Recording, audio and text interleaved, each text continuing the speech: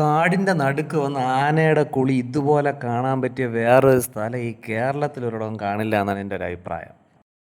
അപ്പോൾ ഫ്രണ്ട്സ് എല്ലാവർക്കും നമസ്കാരം. അപ്പോൾ കുറേ നാളുകൾക്ക് ശേഷം വീണ്ടും തിരുവനന്തപുരത്തുള്ള കാപ്പുകാട് കോട്ടൂരുള്ള ആന പരിപാലന കേന്ദ്രത്തിലോട്ട് പോവുകയാണ്. അപ്പോൾ മാറ്റങ്ങളെന്ന് പറഞ്ഞാൽ ഇവിടെയുള്ള ഒരു രക്ഷയില്ലാത്ത മാറ്റങ്ങളാണ്.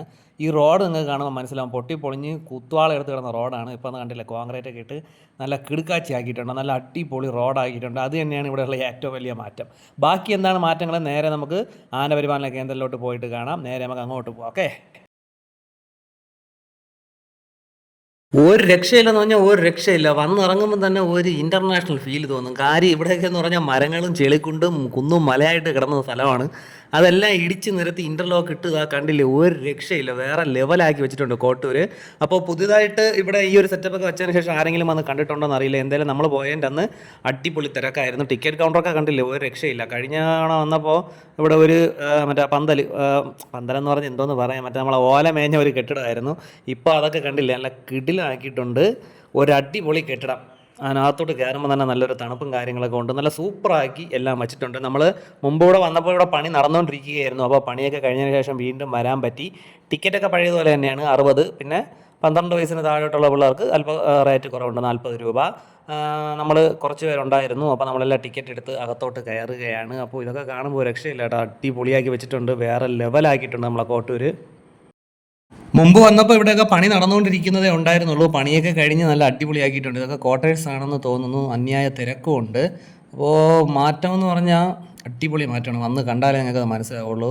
പിന്നെ വേനൽക്കാലം ആയതുകൊണ്ട് ഇവിടെ വെള്ളമൊന്നുമില്ല, പക്ഷേ ബോട്ടിംഗ് ഒക്കെ നടക്കുന്നുണ്ട്. ബോട്ടിംഗ് നടത്താനുള്ള വെള്ളം ഉണ്ടെന്ന് തോന്നുന്നു. അതൊക്കെ നല്ല അടിപൊളിയായിട്ട് നടക്കുന്നുണ്ട്. അപ്പോൾ നമ്മൾ ഇന്ന് വന്നതെന്ന് പറഞ്ഞാൽ ആനയെ കുളിപ്പിക്കുന്ന സമയമായിട്ടുണ്ട്. അപ്പോൾ അത് കാണാനാണ് നമ്മളിതാ ഈ വരിയായിട്ട് ഇങ്ങനെ പോകുന്നത്.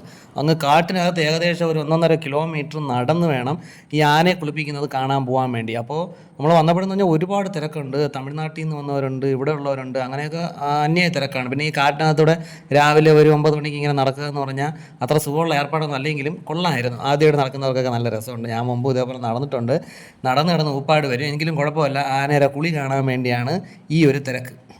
അവിടെ എത്തിയപ്പോൾ നമുക്ക് മുന്നേ തന്നെ ഒരുപാട് പേര് വന്ന് ആനയുടെ കുളിയും കണ്ടുകൊണ്ട് അവിടെ നിൽപ്പുണ്ട്. ഒരു 3-4 ആനയെ അവിടെ കുളിപ്പിക്കുന്നുണ്ട്. ഒരു ആന കിടക്കുന്നു, ബാക്കി 2 ആനകൾ അപ്പുറത്ത് കിടന്ന് കുളിക്കുന്നുണ്ട്. അപ്പോൾ എല്ലാവരും കപ്പലിൻ്റെയൊക്കെ വാങ്ങിച്ച് തിന്ന് ആനയുടെ കുളി കാണാൻ വേണ്ടി അങ്ങനെ നിൽക്കുകയാണ്. അപ്പോൾ ദാ പോകുന്ന ഈ ആനയാണ് ഇപ്പോൾ കുളിപ്പിച്ചുകൊണ്ടിരിക്കുന്നതിൽ അല്പം കുട്ടി. നല്ല കളിച്ച് തലയൊക്കെ ആട്ടി കളിച്ചാണ് വരുന്നത്. നല്ല രസമുണ്ട് കാണാൻ വേണ്ടി.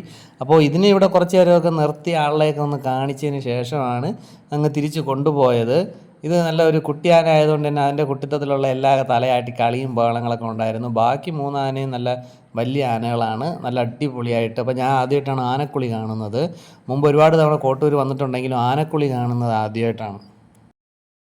അപ്പോൾ ഫ്രണ്ട്സ്, നിങ്ങൾക്ക് ആനക്കുളി കാണണമെന്നുണ്ടെങ്കിൽ ഇവിടെ വരേണ്ട സമയം എന്ന് പറഞ്ഞാൽ ഒരു 9 മണിക്ക് ഇവിടെ എത്തുക. ഒരു 9:30-10 മണിക്കകത്ത് ആനകളെ കുളിപ്പിച്ച് തിരിച്ച് കൊണ്ടുപോകും. നമ്മളിവിടെ വന്നപ്പോൾ ഭാഗ്യത്തിന് 4 ആനകളെ കുളിപ്പിക്കുന്നത് കാണാൻ പറ്റിയിട്ടുണ്ട്. അപ്പോൾ 60 രൂപയാണ് ടിക്കറ്റ്. മുതിർന്നവർക്ക് 12 വയസ്സിന് മുകളിലോട്ടുള്ളവർക്ക് 60 രൂപയാണ്. അതിന് താഴോട്ടുള്ളവർക്ക് 40-30 രൂപയാണ്. അപ്പോൾ താല്പര്യമുള്ളവർ വരിക, കാണുക. നല്ല ഈ ഒരു സമയത്ത് തന്നെ മാക്സിമം വരാൻ വേണ്ടി നോക്കുക.